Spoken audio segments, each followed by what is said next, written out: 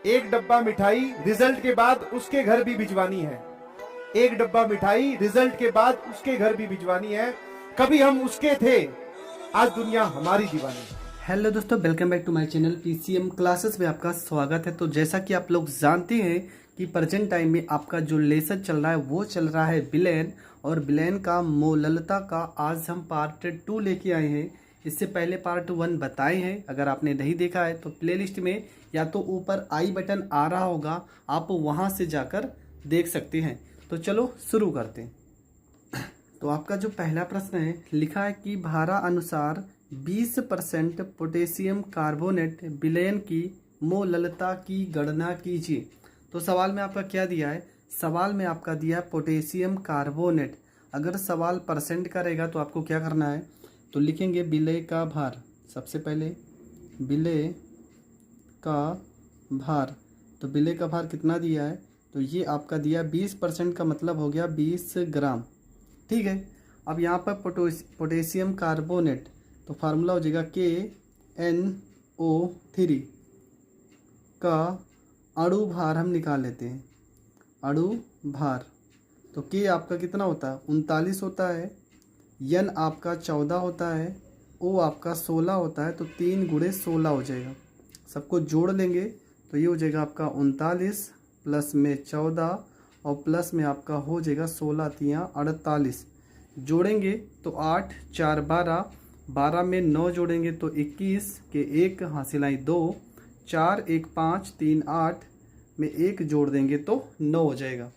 ठीक है। तो यहाँ पे 8 4 12, 12 9 21, 4 1 5 3 8 1 हासिल 9, हासिल 1 नहीं हासिल 2 है। ठीक है, 109 हो जाएगा।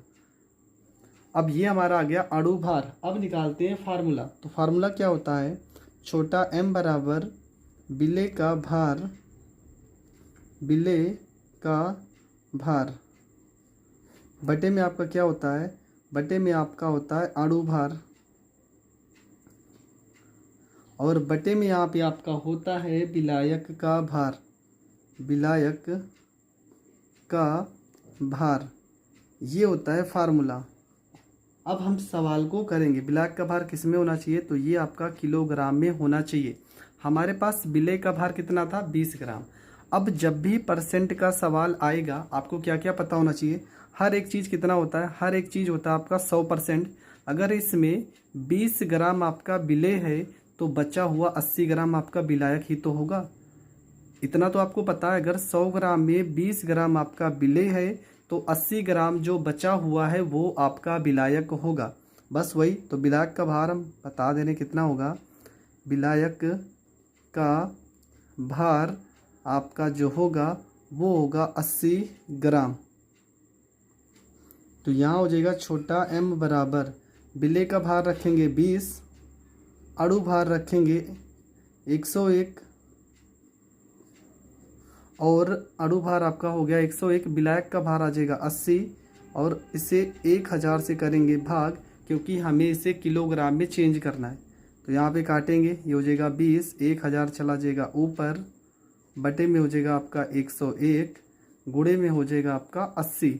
20 से 80 को काटेंगे 4 बार कटेगा, 4 से इसको काटेंगे तो ये 250 बार कटेगा, और यहाँ पर आ जाएगा 101। 101 को भाग करते हैं। 101 को अगर 250 में भाग करेंगे तो 2 बार जाएगा तो 202 हो जाएगा। यहाँ 10 में से 2 गया 8, यहाँ पर आ जाएगा 4, ये तो कट ही जाएगा, दशमलव लगाओगे 0, 4 बार जाएगा।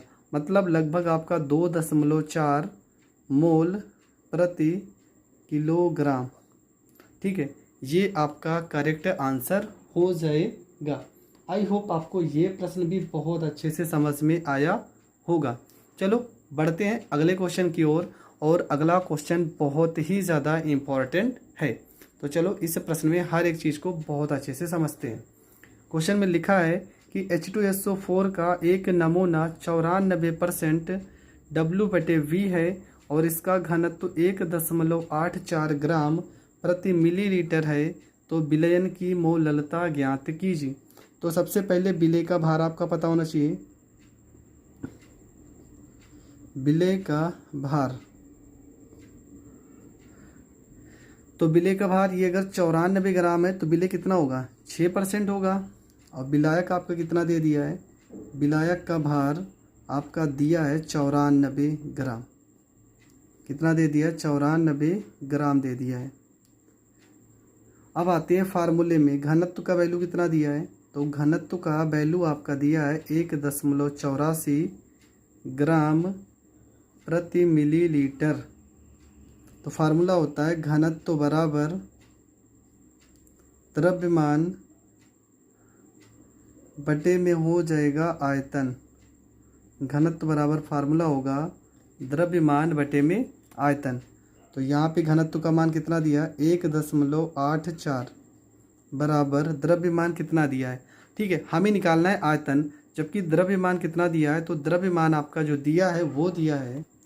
तो यहाँ पे हो जाएगा आपका घनत्व हो गया द्रव्यमान। अब हमें द्रव्यमान का ज़रूरत है, ठीक है, आयतन का ज़रूरत है, तो द्रव्यमान हमारा कितना होगा। तो यहाँ पे एक चीज़ का कन्फ्यूजन हो रहा है आपको, ये जो विलय का भार दिया है ना, ये आपका विलय का भार यही रहेगा 94 ग्राम। ठीक है, विलय का भार आपका कितना रहेगा, ये आपका 94 ग्राम ही रहेगा।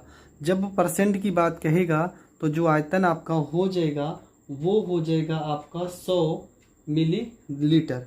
तो यहाँ पे द्रव्यमान आप ऐसे ही रखेंगे और आयतन की जगह पे हो जाएगा 100, हो जाएगा 100 मिलीलीटर। तो द्रव्यमान आपका कितना निकल के आएगा, द्रव्यमान बराबर हो जाएगा आपका 1.84 गुणे में हो जाएगा 100। तो द्रव्यमान बराबर निकल के आएगा आपका कितना, 184। ठीक है, 184 ग्राम जो आपका निकल के आ गया, ये आपका निकल के आ गया द्रव्यमान।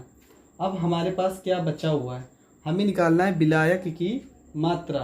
तो विलायक की मात्रा चलो हल करते हैं।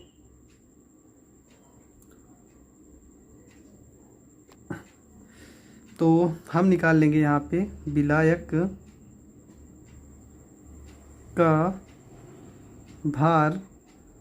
तो क्या हो जाएगा, ये आपका हो गया पूरा विलयन का द्रव्यमान कितना आ गया 184, और इसमें से 94 आपका क्या है, विलय का भार है। तो घटा देंगे, 4 में से 4 गया 0, 18 में से 9 गया 9। तो ये आपका कितना आ जाएगा, 90 ग्राम निकल के आ जाएगा। अब आते हैं फार्मूले में। तो फार्मूला होता है आपका छोटा m बराबर विलय का भार, विलय का भार बटे में आपका होता है अणु भार, और गुणे में आपका होता है विलायक का भार। ठीक है, विलायक का भार वो भी किलोग्राम में होता है। अणु आपका कितना दिया, H2SO4, इसका जो अणु भार होता है वो होता है आपका 98, यस का होता है 32, ओ का होता है आपका 16, एच का होता है 1। आप आसानी से निकाल सकते हो। तो यहाँ पे हो जाएगा छोटा m बराबर विलय का भार आपका दिया 94, अणु भार आपका दिया 98, और विलायक का भार आपका हो जाएगा 90 बटे में 100। एक जीरो से एक जीरो काट देंगे, छोटा m बराबर हो जाएगा 94, ये 10 चला जाएगा ऊपर, और बटे में आ जाएगा 98 गुणे में n। ठीक है, तो ऊपर आपका आ गया 940, और नीचे आपका जो वैल्यू आएगा, यहाँ पे गुणा कर दे रहे हैं, m बराबर ये हो जाएगा 940 हो जाएगा, और 9 को इसमें गुणा करेंगे, 9 8 72, और 9 9 81, 81 में अगर हम 8 जोड़ते हैं तो हो जाएगा 89 हो जाएगा। इससे इसमें भाग करेंगे तो लगभग 10.65, और छोटा यम इसका मात्रक हो जाएगा। ये आपका करेक्ट आंसर हो जाएगा। ठीक है, तो दोस्तों थोड़ा सा कठिन सवाल है, अगर थोड़ा बहुत भी आपको कन्फ्यूज़न हो रहा है तो आप वीडियो फिर से देख लीजिए, आपको हर एक टॉपिक बहुत अच्छे से क्लियर हो जाएगा। आई होप आपको समझ में आया होगा। तो यहाँ पे आपकी मोललता पूरी तरह से ख़त्म हो गई है। अब आपका जो अगला टॉपिक होगा वो होगा मोल प्रभाज, जो बहुत ही ज़्यादा इंपॉर्टेंट है। इससे पहले नॉर्मलता होगा, उसके बाद ही मोल प्रभाज होगा। तो अगला वीडियो आपके लिए बहुत ही ज़रूरी है, तो उस वीडियो पे ज़रूर देखना। अगर आप हमारे चैनल पे नए हैं तो चैनल को सब्सक्राइब करें। जय हिंद, जय भारत।